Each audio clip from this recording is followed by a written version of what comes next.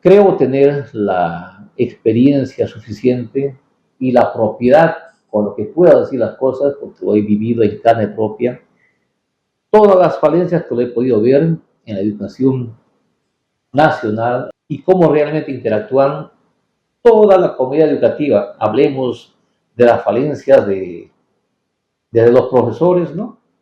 Padres de familia y, ¿por qué no, también directores, ¿no? Que cometen muchos errores porque, de pronto, pues porque no existe un seguimiento minucioso al desempeño laboral institucional ni de docentes del Estado. En términos de calidad, la salud, la alimentación, la educación son pilares fundamentales en el desarrollo de nuestra querida y bendita Bolivia.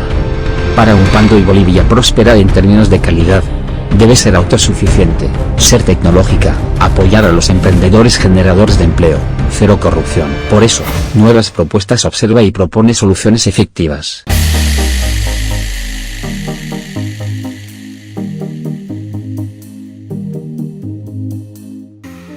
El nuevo gobernante que empiece a presidirnos a partir de 8 de noviembre, creo personalmente que debería considerarlo muy seriamente, porque si eso no sucede, le puedo asegurar de que la educación en Bolivia seguirá siendo una educación muy mediocre sin resultados. Bueno, digo esto en mi calidad de educador por más de 25 años.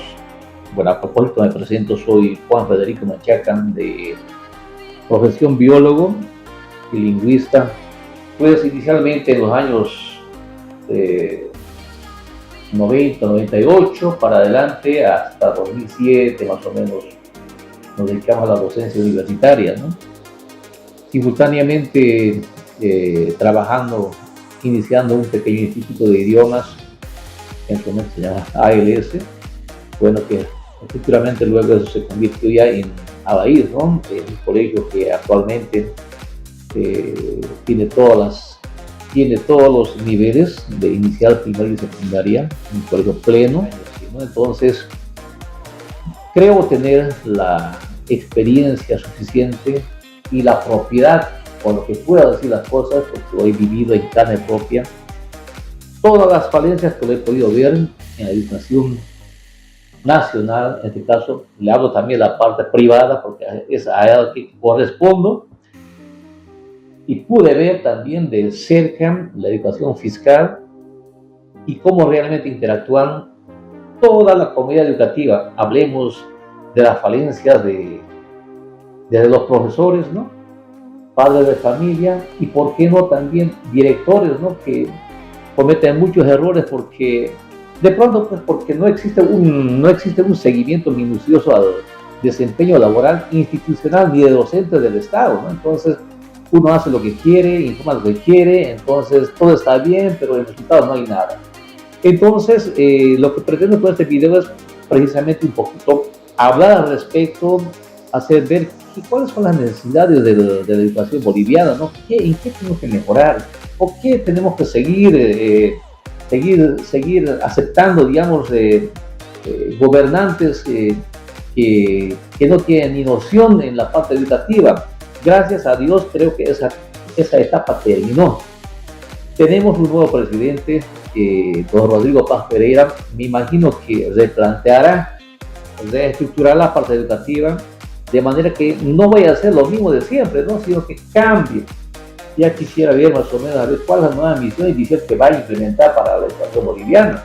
En función a eso es que trato de un poco informar a la gente a ver cómo está hasta el momento, en qué nos tenemos que reincidir nuevamente, en qué errores que hemos cometido como gobernantes en este caso, y como unidades educativas, y como directores y como propietarios, qué errores hemos cometido para no volver a repetirlos, ¿se dan cuenta?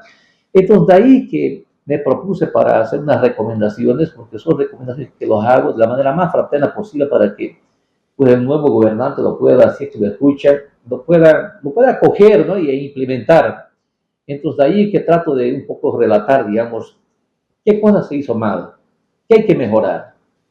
Entonces, para el nuevo presidente que empieza a gobernarnos a partir del 8 de noviembre, hablando en este caso de don Rodrigo Paz Pereira, Es muy importante que considere de que la educación es, sin lugar a duda, el factor más importante que debería un país considerar, de que sin educación simplemente un país no avanza. Digo esto porque los países que a la educación le han considerado como el pilar más importante para el desarrollo de su país, en la actualidad pues son grandes potencias, ni para decir que son países que tienen recursos naturales, nada por el estilo, pero sin embargo son grandes potencias en tecnologías, en conocimiento, cosa que nosotros,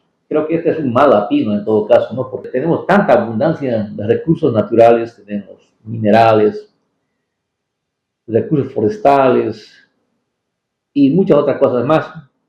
Entonces pareciera que nuestros gobernantes se limitan a eso, ¿no? A eso y pues valerse de la minería, eh, del gas, por ejemplo, ¿no? Del petróleo, sin darse cuenta de que son cosas que en algún momento terminan, ¿no? Y uno queda desamparado, sin saber de dónde corresponder con las obligaciones del mes.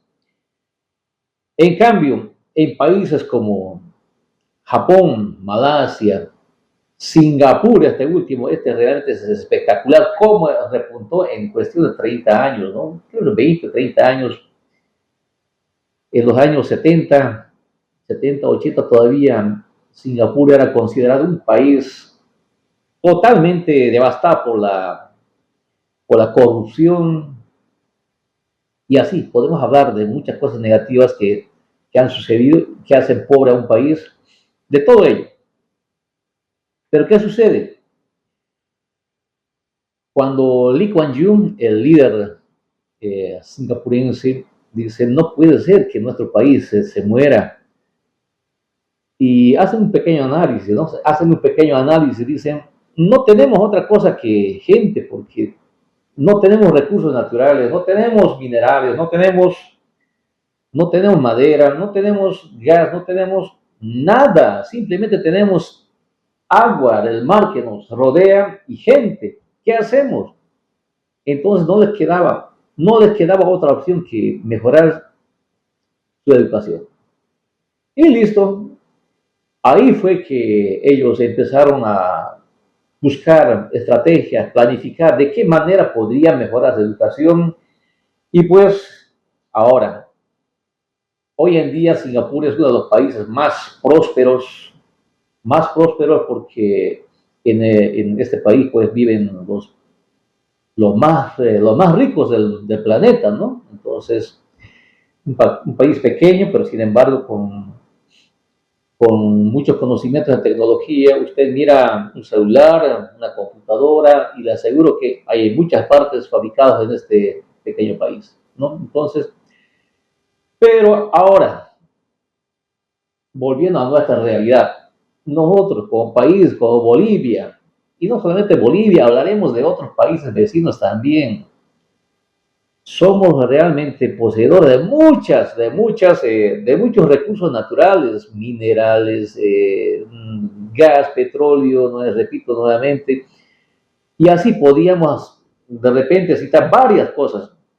Pero ¿qué sucede?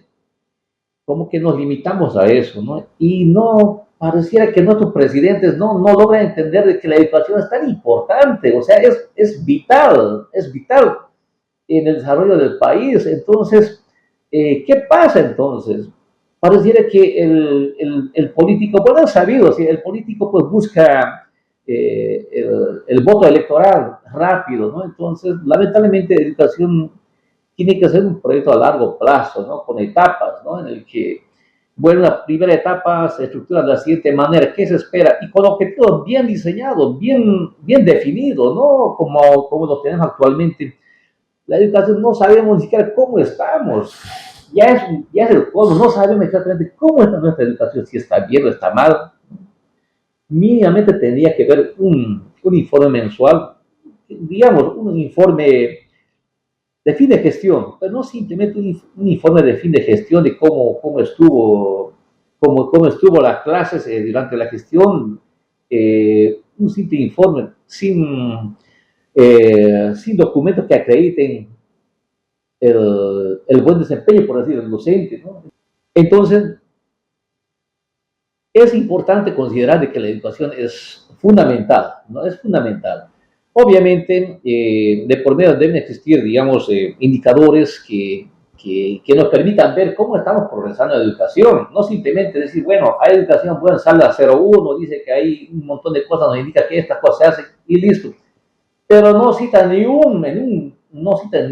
en un artículo indicando, al final de la gestión se debe evaluar el desempeño laboral del docente o de la institución. ¿Se da cuenta? No existe nada por el estilo. Entonces, como que cualquiera hace lo que quiera y en el informe que se diga cualquier cosa está bien. Entonces, no puede ser eso. O sea, eso tiene que cambiar, ¿no? Bueno, a manera de preámbulo quería comentarles esto. Y pues realmente me preocupa cuando veo en estadísticas acá el Ministerio de Educación me muestran datos realmente espantosos. ¿Cómo es que nuestro país invierte tanta plata y pues y de retorno prácticamente no existe nada, ¿no? No, nada. Les voy a mostrar con datos estadísticos, miren. Bueno, en el 2025, por si acaso, tenemos inscritos en la educación fiscal. Por departamentos les voy a citar, ¿no? Para que ustedes vean la totalidad. Al final vamos a hacer una sumatoria de la totalidad de estudiantes del país que acuden a centros educativos fiscales. Como siempre, Santa Cruz ocupa el primer lugar con 822.287 estudiantes, ¿ya? Seguido por La Paz, 718.385 estudiantes. Cochabamba con 536.534 estudiantes, y así sucesivamente, ¿no? Y el más poquito era de prever es Pando, ¿no? Que tiene apenas 36.858 estudiantes.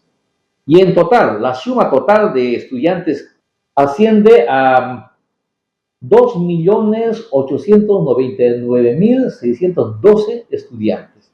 Ahora, aquí se pone interesante el análisis. Estos 2.231.238 estudiantes, que es equivalente al 76.9% de la totalidad de los estudiantes que atiende el Estado boliviano, que le paga plata para que al magisterio, ¿no? Obviamente, ¿no? Para que el magisterio enseñe, dé clases en colegios fiscales a esta cantidad de estudiantes y asciende al 76.9%. Le decía, aquí se pone interesante el análisis, ¿no? Porque la cantidad de plata que se deroga para atender a esta cantidad de estudiantes equivale a 28.760.000 bolivianos, equivalente al 10% al presupuesto general del Estado consolidado, ¿se dan cuenta? Entonces, estamos hablando del 10%, del 10.8% del presupuesto general del Estado. ¿Se imagina la cantidad de plata que eso significa? ¿No? La educación, por lo visto, es el que más consume, digamos, en cuestión económico al Estado, ¿no? El Estado boliviano invierte, yo diría malgasta en este caso, 28.760.000 bolivianos, ¿no? Hagamos una relación. Le decía, esto es interesante para que usted que no está mirando tenga idea más o menos cómo es que se dice que la educación en Bolivia, la educación estatal, fiscal, es gratis. Mentira, porque alguien tiene que pagarlo. No es tal así como se dice que es gratis. No, esa plata, alguien lo paga esa plata al magisterio para que el profesor atienda y vaya a un colegio fiscal y pues enseña a aquel niño que no tiene recursos. Muy bien, aparentemente es gratuito, pero no, alguien las paga. Los 28.760.000 bolivianos, si lo dividimos en la cantidad de estudiantes, que es de 2.231.238 estudiantes, Pues si usted saca una calculadora ahorita y divide y va a darle 12.889 bolivianos. El Estado invierte por estudiante, ¿no? Pareciera que el Estado tuviera mucha plata para malgastar, ¿no? Ni siquiera invertir, ¿no? ¿Por qué digo malgastar? Porque de retorno no existe nada bueno, nada bueno. Solo tenemos una sociedad corrupta, tenemos estudiantes flojos, estudiantes, bueno, también otro análisis que vamos a hacer, pero tenemos ese tipo de estudiantados, ese tipo de recursos humanos, ¿se da cuenta? Estudiante que logra profesionalizarse no se profesionaliza con la intención de ser un generador de empleo, no, es para trabajar en una gobernación, una alcaldía y listo, ¿se da cuenta? Entonces, eso no es buen retorno, ¿se da cuenta? Necesitamos gente que genere pues, empleo. Bueno, hablaremos al respecto en otra oportunidad, pero en este momento sigamos analizando la parte esta absurda del malgaste de dinero en educación, ¿no? Esto ahora comparemos con lo que, digamos, un papá que tiene un hijo estudiando en un colegio particular. Acá en Pando, por lo menos, creo que una mensualidad más cara creo que es de 550 o por ahí, ¿no? Pero de ahí no pasa. Y mensual, ¿se da cuenta? ¿Qué pasa? Sucede que el papá, por decir, como es un dinero bien ganado, por sacrificio, obviamente, ¿no? Controla, ¿no? Si el estudiante está haciendo un buen uso de la inversión que está haciendo por el hijo, ¿no? Porque usted sabe que el papá exige que el estudiante debe rendir, exige a la unidad educativa que debe tener los mejores docentes. Todas las exigencias yo creo que tienen razón porque está pagando por una educación de su hijo y no es gratis, ¿se da cuenta? Bueno,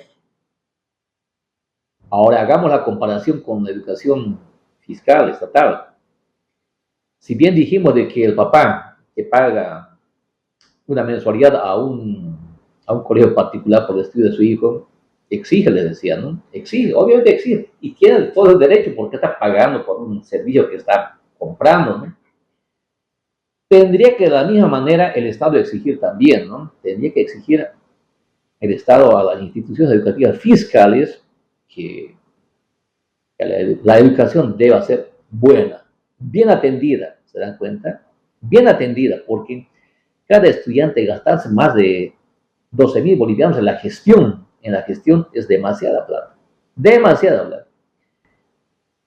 Si lo dividimos en 12 meses sale como 1.070 bolivianos, algo por ahí, ¿se dan cuenta? Aún así, mira, si comparamos con la educación privada, el papá no paga más de 500, más de 600 bolivianos, ¿se dan cuenta? Y el papá, obviamente, exige porque está pagando por un servicio que no es gratis, ¿no? Obviamente, entonces tiene toda la potestad de exigir de que sean buenos maestros, sean buenos cursos, que tengan las comodidades y etcétera, ¿no?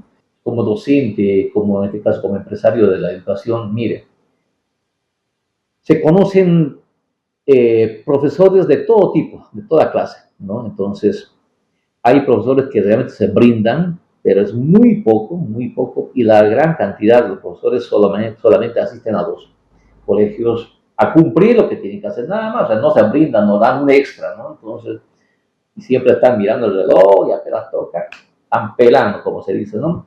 Y en la mañana, a la hora de entrar a clase, están llegando con retrasos 5 o 10 minutos atrasados. ¿Cuántos minutos pierden? Entonces, esas cosas son pequeñas cositas, pues que en todo el trayecto, digamos, cuánto tiempo pierden en el mes, ¿no? Imagínense en la gestión cuánto perderán, ¿se dan cuenta? Entonces, también vamos a hablar respecto en un siguiente programa en el que vamos a desglosar exactamente, a ver, si el maestro realmente atiende bien a los estudiantes, o en todo caso, cómo debería el maestro proceder en su enseñanza, ¿no? Se debería buscar algún mecanismo, ¿no? Para que también el profesor pues, vea que su trabajo no es simplemente porque sea maestro, porque muestre un título, sino debe realmente responder con la responsabilidad al, a la profesión que posee, ¿se dan cuenta? Entonces, de ahí es importante para mí personalmente de que el Estado es muy importante que considere que el seguimiento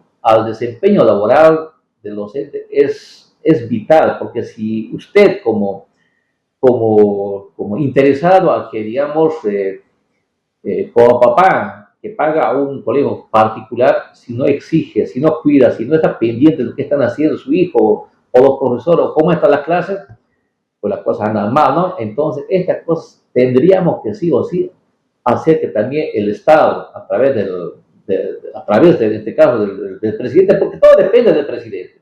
Si el presidente maneja esta misión de que el estudiante sea bien atendido y cómo se la tienen que hacer, entonces seguramente se van a establecer mecanismos, ¿no?, para hacer ese seguimiento. Pero si es uno más del montón, que esos que van allá y llegan y lo único que quieren es robarse y hacer que la educación exista nomás porque tiene que existir y listo, va a pasar uno más del montón intrascendente, ¿no? Entonces, para que eso no suceda, entonces el nuevo presidente tiene una tarea ardua en reestructurar la educación, si realmente quiere que su gobierno, digamos, haga la diferencia en este área de la educación, que es vital, si quiere algún día que su país, que preside actualmente, que le ha dado esa confianza de que sea su presidente, realmente quiere que su país algún día, de aquí a unos 15, 20, 30 años, repunte como tal, o sea, tendría que realmente